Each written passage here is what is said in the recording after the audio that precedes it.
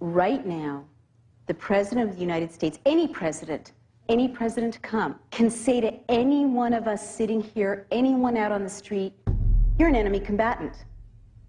And because the president has said so, that makes you one.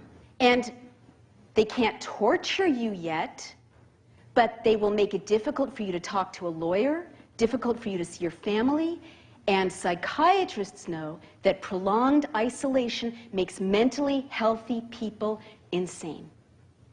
There's a point, and I know it, if I open the New York Times or the Wall Street Journal, and I read that someone I identify with, a journalist, a commentator, has been named an enemy combatant and is in a 10 by 12 foot cell in a Navy brig, it's at that point I'm going to stop talking.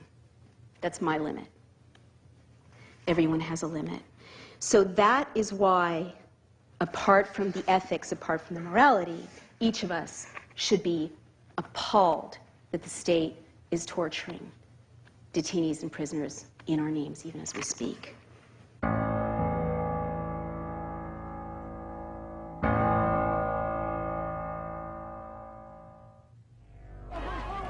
We have difficult work to do in Iraq. We're doing important work there. We need protection for our diplomats.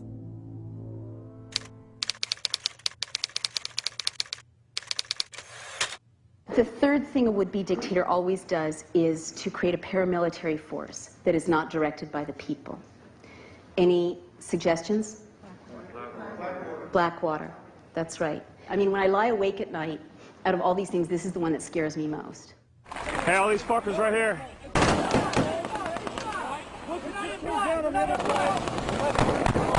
Blackwater is a paramilitary force headed by a guy, Eric Prince, with close ties to the White House. Eric Prince's family's wealth has contributed over $2.4 million to the Republican Party and its candidates. Blackwater alone has secured more than $500 million in federal security contracts since the year 2000. Two-thirds of those contracts are what is known as no bids. Who needs ammo? Most Americans don't know that Blackwater contractors are hand-picked torturers and murderers from countries that torture and murder their own civilians. Do you have any qualms about hiring people out of Chile to participate actively in this war? I believe the persons of that country have a free right to contract. Now, most of us know that Blackwater is operating pretty much outside the rule of law by design in Iraq, and we know they murdered 17 civilians in cold blood.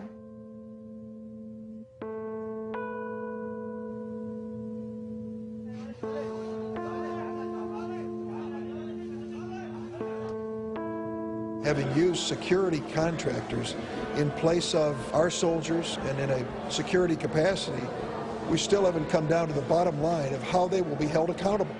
You do admit that Blackwater personnel have shot and killed innocent civilians, don't you? No, sir, I disagree with that. There could be ricochets, there are traffic accidents. Yes, this is war.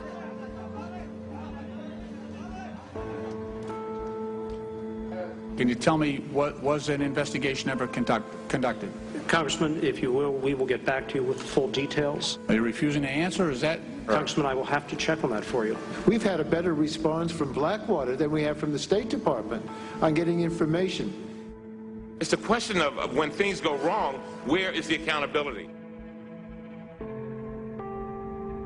When the FBI tried to investigate, the State Department blocked the investigation. Now, when the state starts to protect its own murderers, a very dangerous corner has been turned. I asked your Secretary of Defense a couple months ago what law governs their actions. Mr. I was going to ask him. Go ahead.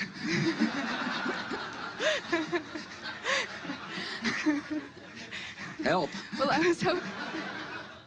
Blackwater is this horrific stealth threat to me because I have read history and I know what you can do even in a functioning democracy with a handful of paramilitary terrorizing people. For example, Mussolini, always the great innovator, started to bring Italy to its knees by using black shirts. He called them arditi.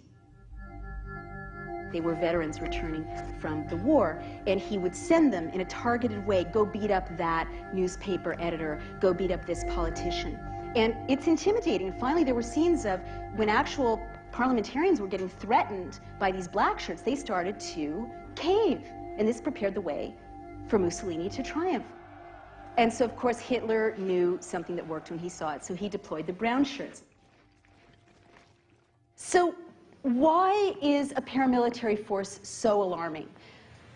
Why do we have the Fourth Amendment?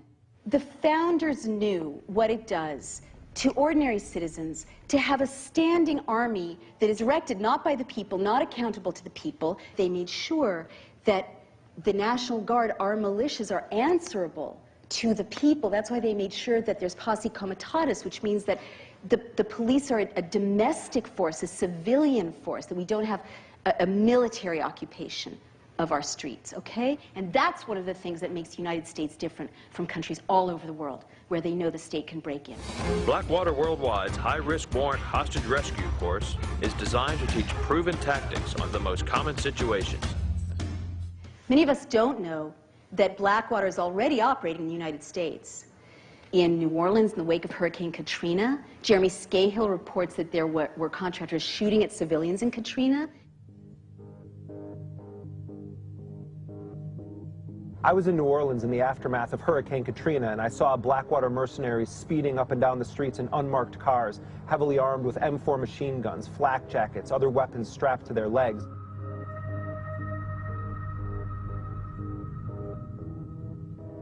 The nation's largest private security company may build a world-class training facility in Kootenai County. The Idaho Post Academy has signed a letter of intent to work with Blackwater if the company decides to build in the region. We feel Blackwater's reputation will hurt Idaho's reputation.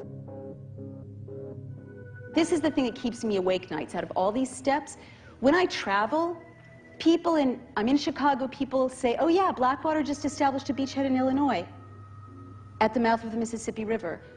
I'm in Southern California, people in San Diego are like, yeah, we're just fighting this really hard fight because Blackwater wants to establish a presence along the border, getting into border control.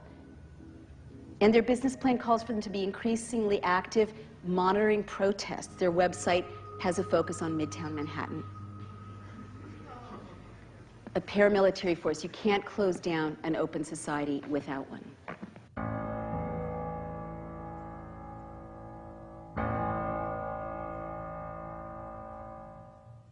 We've got a crisis. We're at war. The enemy is plotting to attack us. This proposal will allow us to gather intelligence information on that enemy that we otherwise would not get.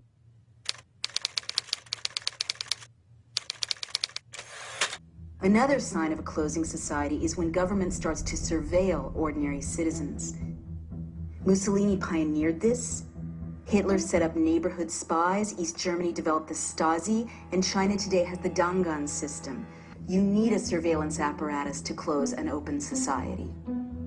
Most of us know that our emails can be read and our phone calls can be listened into.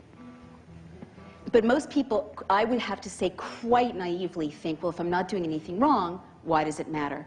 All you have to do is read history to know that in a closing society, you don't have to have done anything wrong. If there's a surveillance apparatus, they can listen in, and they, as other institutions erode, they can simply say you've done something wrong or use leverage through the surveillance to intimidate you. The Stasi, the secret police of East Germany, kept everyone in a state of fear and silence. For years, everyone thought they had a Stasi file on them.